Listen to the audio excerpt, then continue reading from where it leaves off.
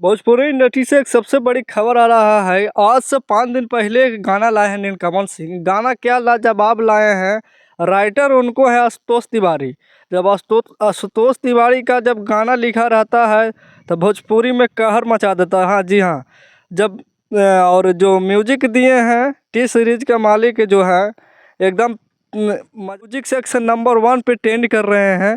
अभी कोई नहीं भोजपुरी में टक्कर जो खेसारी पवन जो कहते थे कि 1 नंबर पे रहते हैं, सबके छोड़ते हुए 1 नंबर में अभी टी सीरीज से गाना आया है। एकदम लाजवाब गाना आया है नीलकमल सिंह के। गाना एक बार सुनिए।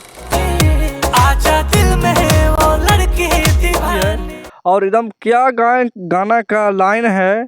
जब रानी मलिक भी के लिखा होता है, लिरिक्स देते हैं तो क्या मज़ा गाना में आता है भाई। गाना में अभी एकदम धमाल मचा के रखे हैं नीलकमल सिंह। जब एक ही गाना लाते हैं लेकिन स्वस्थ लाते हैं और अश्लील से कोसों दूर चल रहे हैं।